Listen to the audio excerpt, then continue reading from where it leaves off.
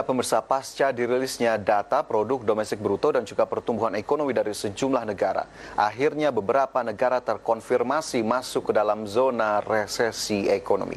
Apa saja negara-negara tersebut dan bagaimana kemudian dampaknya terhadap Indonesia? Kita cermati terlebih dahulu dari data yang sudah kami siapkan. Berikut ini kita ke data yang pertama terkait dengan negara-negara yang sudah terkonfirmasi masuk ke resesi. Di mana sejumlah negara pemirsa seperti Korea Selatan, Singapura, Amerika Serikat, dan juga Jerman melalui rilis data produk domestik bruto pada kuartal 1 dan kuartal 2 2020 terlihat sebagai berikut, di mana Korea Selatan terkoreksi 1,3% atau minus 1,3% PDB di kuartal 1, sementara di kuartal kedua kembali mencatatkan pertumbuhan negatif di level minus 3,3%. Singapura mencatatkan pertumbuhan ekonomi minus 0,3% pada kuartal 1, sementara di kuartal kedua sebesar minus 12,6%. Adapun Jerman mewakili salah satu negara di Uni Eropa, pertumbuhan negatif pada kuartal 1 sebesar minus 1,9%, sementara di kuartal kedua semakin membesar ke level minus 10,1%. Adapun negara adidaya Amerika Serikat juga tidak lepas dari resesi ekonomi, di mana pada kuartal 1 pertumbuhan ekonomi sudah terkontraksi ke level minus 5% dan di kuartal kedua minus 32,9%. Pertumbuhan ekonomi yang mencatatkan minus selama 2 kuartal berturut-turut menjadi salah satu indikator dari resesi ekonomi, dan negara-negara ini sudah terkonfirmasi masuk ke dalam zona resesi.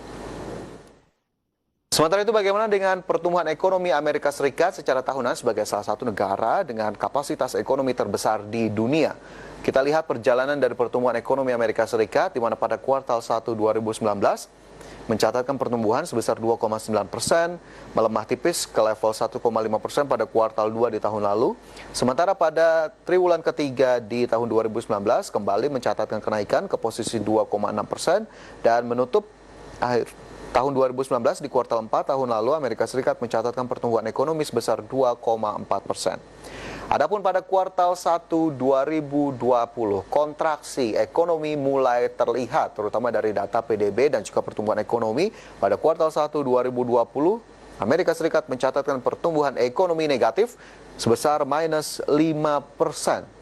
Dan ini masih terus berlanjut seiring dengan pandemi COVID-19 yang masih belum juga usai, dan data menunjukkan pada kuartal 2 2020 ekonomi Amerika Serikat kembali terkontraksi tajam ataupun juga dalam ke level 32,9%, minus 32,9%. Ini berarti mengkonfirmasi terjadi resesi di Amerika Serikat.